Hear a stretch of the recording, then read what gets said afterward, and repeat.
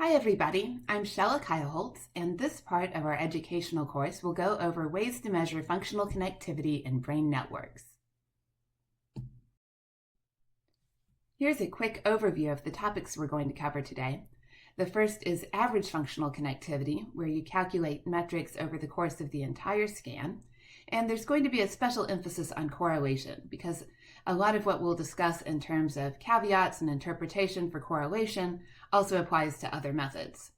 And then we're going to talk about time-varying functional connectivity, where you get metrics that vary over the course of the scan. And there are a variety of approaches to this. I've broken into a few different categories. At the end, we'll have a brief discussion about summary metrics, and then we'll talk about null models and validation. Let's start with the average functional connectivity. So when you're talking about resting state fMRI data, you could think of characterizing activity within an area or coordination across areas. Now, there are methods that look at the amplitude of these low-frequency fluctuations that characterize activity within an area, but I'm not going to talk about those today. For the topic of today's talk, we're going to stick to areas that talk about coordination across different brain regions. And this approach was originally taken because when we have these intrinsic resting state fluctuations, the signals are very low. And we don't have any known timing of tasks or stimuli to guide us so that we can average and get rid of some of the noise. So instead, the idea is that if you have neural activity in two different areas, that leads to metabolic changes in two different areas, that leads to hemodynamic changes in two different areas, and the bold signal in two different areas. And so if your original neural activity between those two areas is correlated because they're communicating somehow, you should get correlated bold signals out. And this is kind of the basis of the whole idea of how functional connectivity works. Now, we all know that in addition to neural activity, there are a lot of things that can influence this kind of chain of events that leads us to the bold signal from the neural activity, and that can also introduce correlation across areas. So we have to be careful to keep those in mind when we're trying to interpret our data and make sure that there's not a way that those are confounding our results. For example, if you have head motion that's different across groups, you might get a difference in functional connectivity.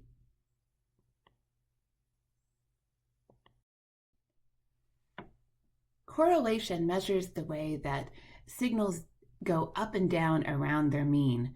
If they go up and down around their mean together, so that they're both going up at the same time, correlation is going to be high. If one goes up when the other goes down, it's going to be anti-correlated. And if there's no relationship, it's going to come out to be about 0. So this is a measure of linear dependence. And depending on what you're looking at, you can calculate the correlation between time courses from different voxels, different regions of interest, or even between networks.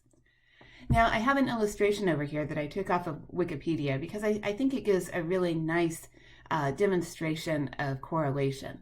So this top row is kind of what we think of when we think of correlation. So if we have a signal that has a correlation of 1, you have a perfect match between when one signal goes up and the other signal goes up, we get this nice straight line. A correlation of 0.8 has a pretty clean relationship. You get to 0.4, it's getting a little iffy. I mean, you can still see the trend there. 0, there's no relationship between the two signals at all. It's right here. And then, of course, the negative, the anti-correlations, have the same sort of general shape, but the relationship goes in the other direction. Now, note that in the second row, all of these except this middle signal have a correlation of 1 or -1, even though the slope of the relationship between them is different.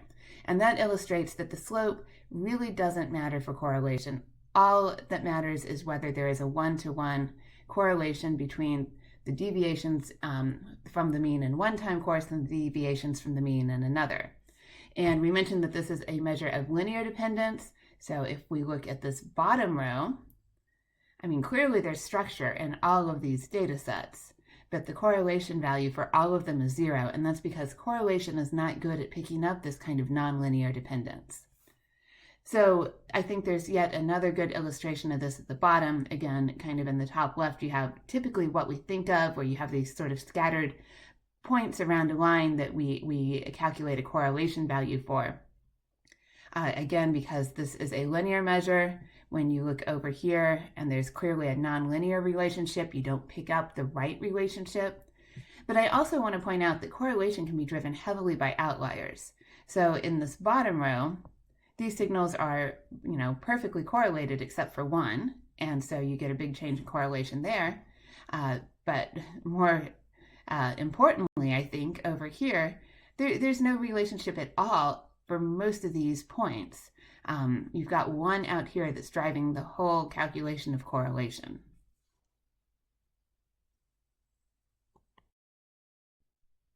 We saw in the equation for correlation that we're looking at the relationship between the normalized time courses. And so that means correlation is not affected by amplitude. And here you can see that I have signals with two different amplitudes, but they're clearly the same signal otherwise. And of course, the coefficient of correlation is 1, despite the difference in amplitude. Now, what does matter is noise. So if we add noise to those signals, now I'm taking the same signals and just adding 1/2 sigma Gaussian noise, our correlation coefficient drops to 0.58. And if I add more noise, the correlation coefficient goes down further. So while amplitude is not important, the signal to noise ratio of the signal definitely is.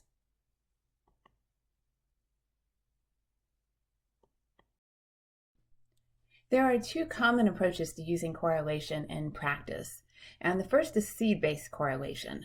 This is most frequently used if you already have a hypothesis about a particular area or circuit that might be involved in what you're interested in. And for that, what you do is you take a seed area, can be a voxel, can be a region, you take the time course from that area, and you do correlation between that and the time course from every other voxel in the brain.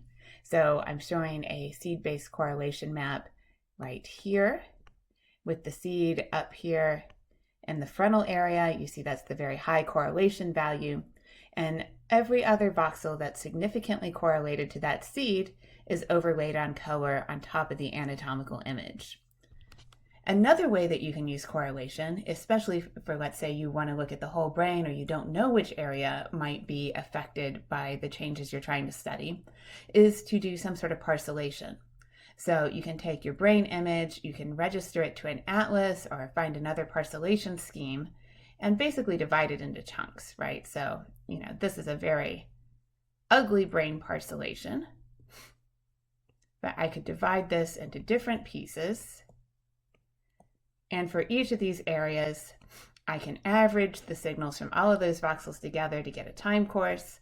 And then I do correlation between the time course from that area and the time course from each of these other areas.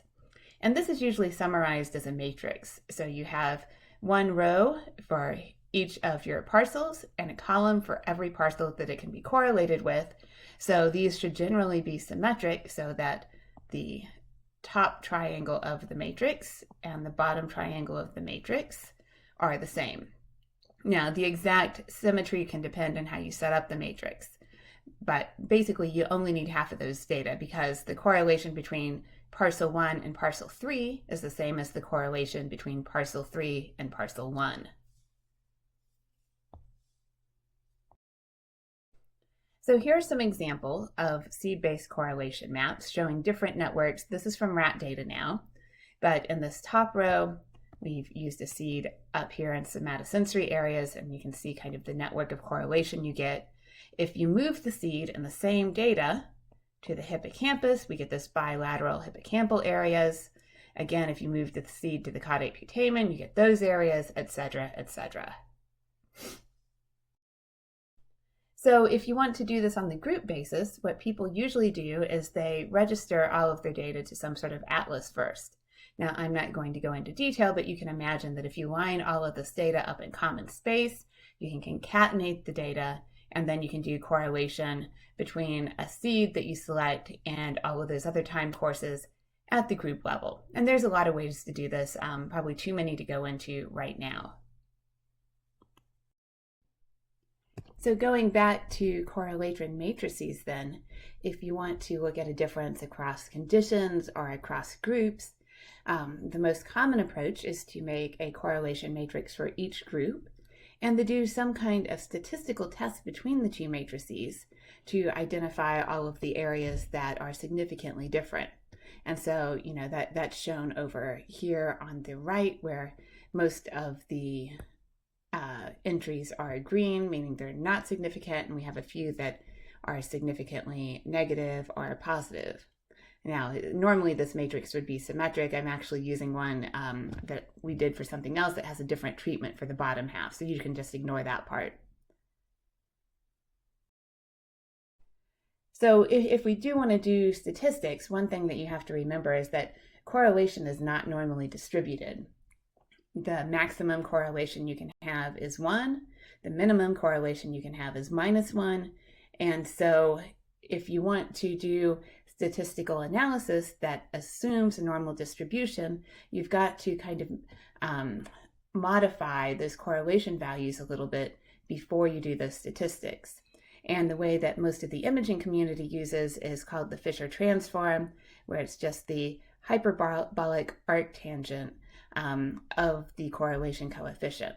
And so if you look over here at the right, you can see what that does, is it takes these correlation values that are close to 1 and it kind of stretches them out towards higher values, and the ones that are close to -1 get stretched out to more negative values to make the distribution more like a Gaussian. So when we have one of those correlation matrices, let's just say we have a parcellation into 360 areas, like you might for the Glasser parcellation, then your correlation matrix is 360 by 360, which means you have over 100,000 correlation values. And so if you're looking for differences, you're looking for differences at over 100,000 locations. Now, in this little calculation, I've ignored the fact that the matrix is symmetric and you'd really only look at half of it, but still these are huge numbers. Anyway, if you have that many values and your threshold for significance is set to 0.05, just by chance you would expect to have over 6,000 significant values. So then how do you decide if the values you see are real or if they're just popping up because you're doing so very many comparisons that you would expect to get these just by randomly? So there are a lot of different strategies. Again, I'm not going to go into all of these. I just want you to know that they exist so that you have a chance to go out and look into them. One is called Bonferroni. That's really the strictest. Usually you take your significance level and then divide by the number of comparisons to set a new level that you used as a very strict threshold for significance. Another possibility is clustering, because you can imagine that if you have those 6,000 significance values that occur by chance are probably kind of randomly distributed, right? You wouldn't think that they should have a particular spatial structure. And so if you have 5 of those values that are located right together, the chances of that are lower. And so you can use a combination of the statistical significance threshold and the likelihood that they occur in proximity to each other to calculate some sort of significance based on the cluster size. And then there are many other approaches that people have developed that you can also use, and I've listed just a couple here. Since we've gone into detail for correlation, I just want to summarize a little bit before we move on to other methods. So we know correlation captures linear relationships, may not pick up nonlinear structure, and can be driven by outliers. The nice thing about correlation is I think compared to some of these other methods, it's relatively easy to understand where differences between groups might come from. You can think about, what affects correlation values and how that might occur as a difference between the groups. We pointed out some factors like changes in the signal to noise level, which could come from vascular changes, from levels of motion, other effects that are different between your groups, and these can alter correlation values. So you need to kind of be cautious. Correlation serves as the basis for many subsequent analysis methods, especially people who do a lot of work with graph theory, which we're going to talk about briefly later. And so anything that you do with those subsequent analysis methods are subject to all of the caveats that we have with the correlation measurements themselves. So I like to say we should interpret this with caution. At a minimum, we want to make sure that, things are as much the same across groups as they can be. The amplitude and the frequencies of the bold signal, the levels of motion, and possibly global signal. I know that's still controversial and it's hard to tell where it comes from in some cases, but that also is something that could possibly impact the overall levels of correlation. The other technique that's widely used for average functional connectivity analysis is called independent component analysis, or ICA. And this is performed by several different algorithms. And the idea is to separate some sort of multivariate signal that is your resting state fMRI signal into sources of independent non-Gaussian signals. And this can be based on mutual information, or they can try to maximize the non-Gaussianness. And there are different names for the different algorithms that you'll come across. For a resting state fMRI, this is usually applied spatially so that areas that have similar signals are grouped together. And so you see very similar results to what you get with correlation. You can get the same networks with both techniques. Now, when you have to run an ICA analysis, you need to decide how many of these components you want. And that's not something that ICA can really tell you. It can't say, well, how many components should there be? And unlike PCA, it doesn't automatically tell you how strong the components are. So for example, this is an ICA analysis of some resting state data, and each of these components in this case is more or less a network. So you can see different ones shown here. Let me find, here's somatosensory network, and we're looking down the column to look at different brain areas in that network. Now, something to notice is if you look here, this is what they're calling the PCC network. And you see a lot of the posterior cingulate and those two slices near the top. But over here, we have the default mode network, which looks pretty like the default mode network, but doesn't have a lot of those PCC components. So I think this is an example of how ICA can maybe split something into different components if you ask for more components than you really want. And, at the same time, we could have taken the other extreme and gone for even more components and tried to separate basically each of these little blobs into its own component. So that's another way to do it. So there's not one way that's appropriate.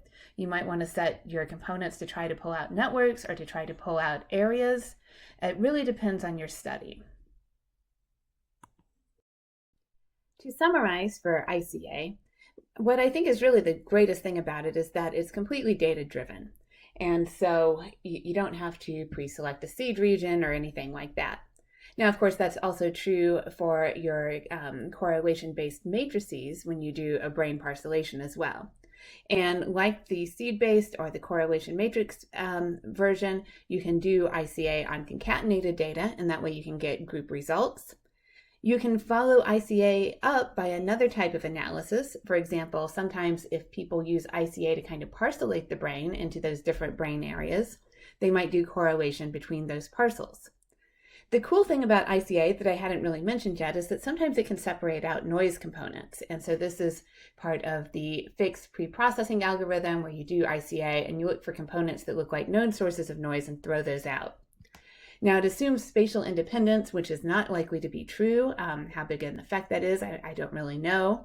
But what I do think you have to consider when you're doing an ICA study is that differences in the components that you get across groups can be difficult to interpret. So let's say you want to look at ICA components in Alzheimer's versus a healthy control group. Well, you can put all of that data together and run your ICA, which will force them to have the same components. So that makes them have the same spatial structure. Or you can run the ICA separately on the two groups, but then your components may not have the same spatial structure and you have to decide how you're going to compare them. So there are many other measures people have used for average functional connectivity. Things like partial correlation, where you basically regress out the influence of a third area to help reduce the effect of common inputs. You can use mutual information to get dependencies that are not necessarily linear. There are frequency-based approaches where you look at coherence that allows for phase differences between areas. So, there's a lot of literature existing on these, and a great place to start is this paper by Steve Smith on network modeling methods that will give you an idea of how some of the common ones work. So now we're going to switch from average functional connectivity to time-varying functional connectivity.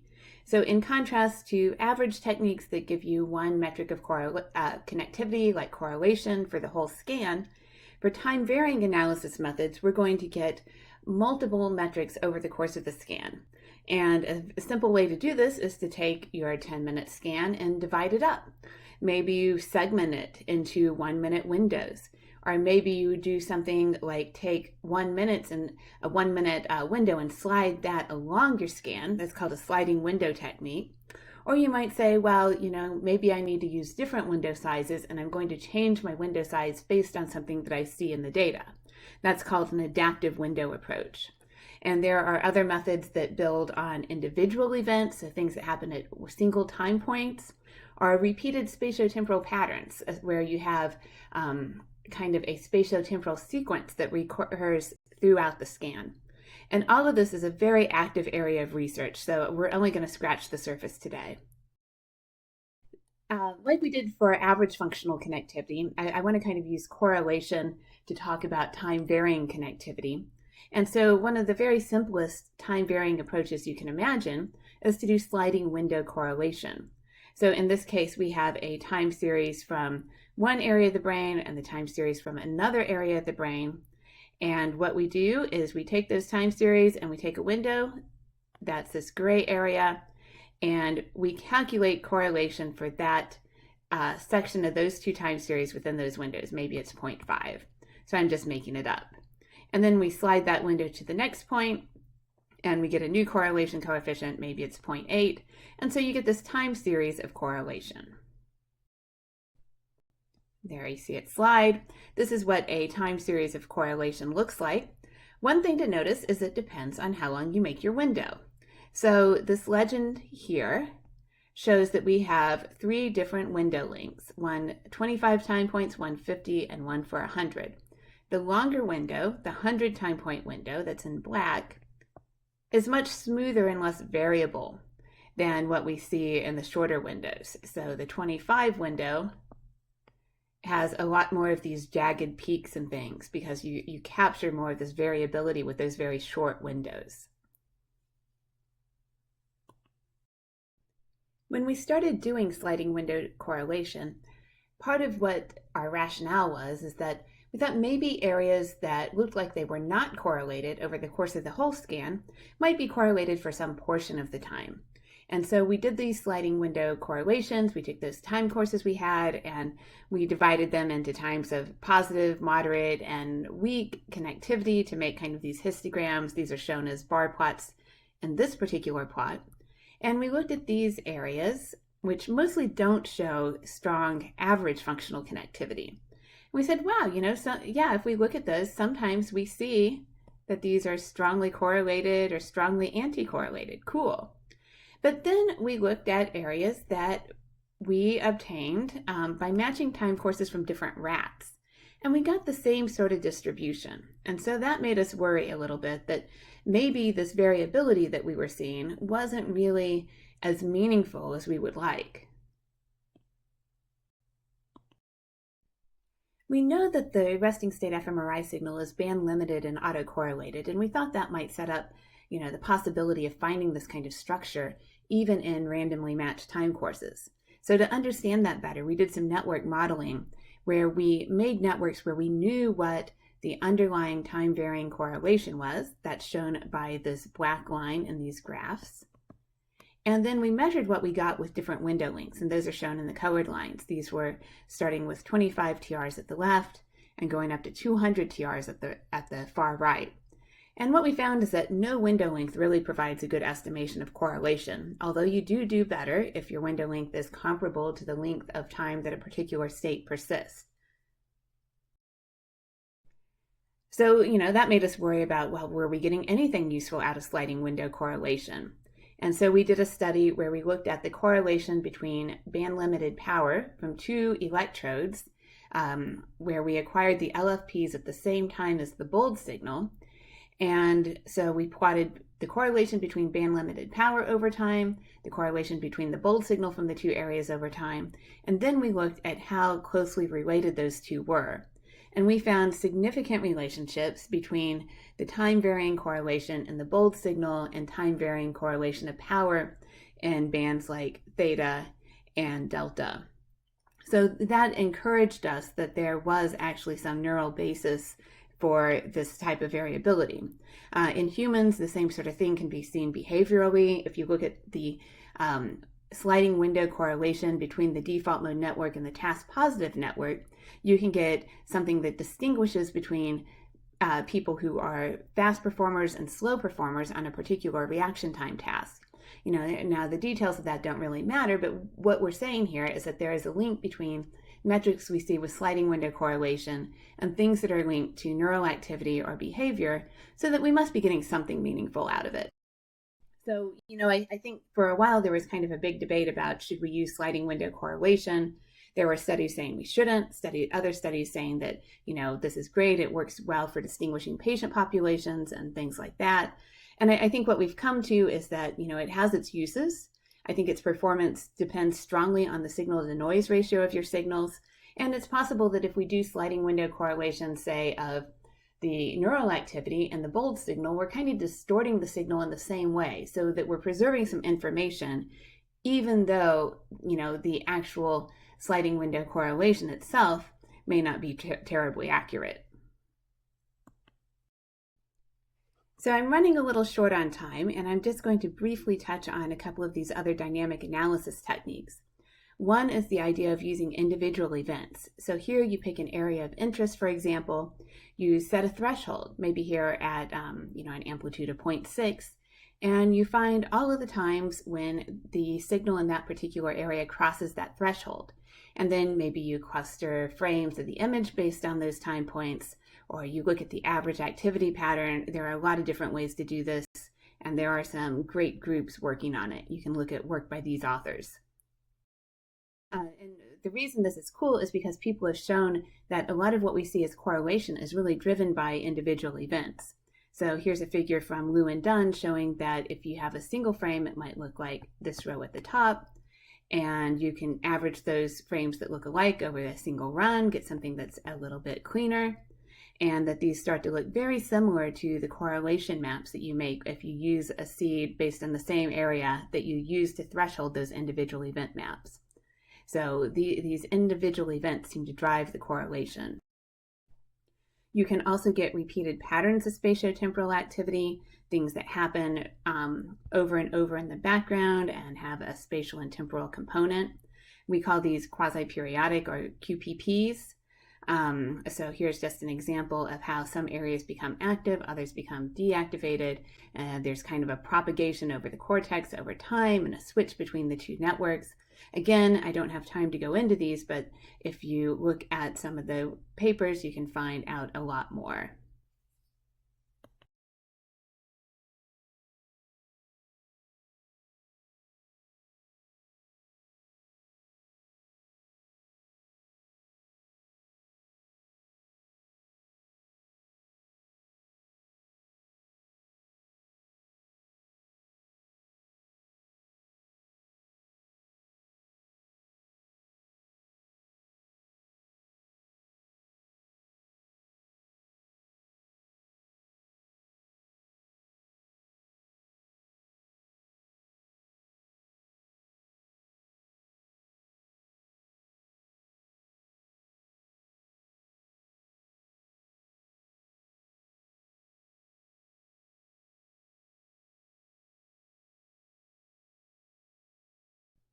The problem with time-varying analysis is suddenly you have too much data. You have hundreds of time points at least per person. That causes a data explosion. And so we need some ways to summarize this across groups. I'm going to touch very briefly on brain states and time-varying graphs. Brain states are loosely defined as a pattern of activity that's kind of similar at different time points in the scan. I think there are still questions about what the right spatial or temporal scales are. And sometimes people do this by doing something like sliding window correlation and then clustering those results.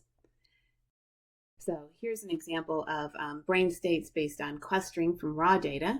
You can see here's one state at the top, which is more task positive, one state at the bottom, which is more default mode network.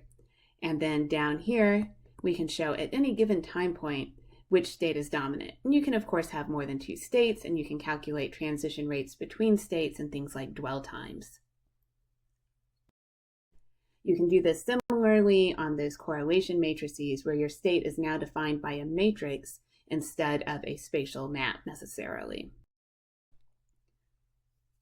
Another method for summarizing the data is to turn each of your nodes, your areas, your ROIs, into the node of a graph, and then connect them with edges that represent the weight of the functional connectivity between those. Now, if you do that, you can do static or dynamic analysis on it. There's a lot of work by great research groups here. And you can calculate all sorts of metrics about how modular the graph is, the clustering coefficient, the efficiency. You can find hubs. And so these are great tools to tell you something about the overall structure of the functional connectivity in the brain.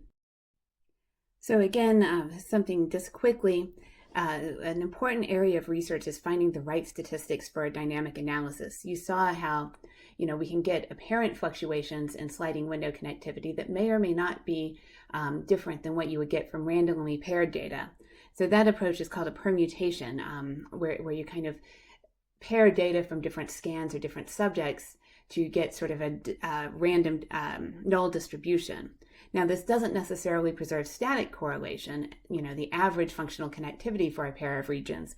And so it may not be the right sort of null model for your study. So really, when you're doing the statistics, you just kind of have to think about what you're trying to prove and to make sure that your statistics and your null models are designed accordingly. I just want to end with some caveats. Remember, we're looking at hemodynamics. No matter what you do to functional connectivity, we're always looking at the bold signal. It's not a direct measurement of neural activity, and neurovascular coupling can be complicated, especially in areas that we understand less well than, say, primary somatosensory areas. We have registration and smoothing during pre-processing that makes it hard to detect small areas. They can get averaged away if you're doing a parcellation. Always think about the impact of noise. We've seen how that can affect your correlation values. So you don't want to say, oh, functional connectivity went down, when the truth is really that noise went up. It's not the same thing. And anytime you do some sort of higher level analysis, it depends on what you've used for your lower level metrics. So if you're doing graph theory, it's still based on maybe correlation that you're using to measure functional connectivity between areas. And so all of the weaknesses of correlation carry over into that graph theory study. So try to be a little bit of a skeptic when you're interpreting this work. Thank you all for listening, and I look forward to discussing this with you during the Q&A session.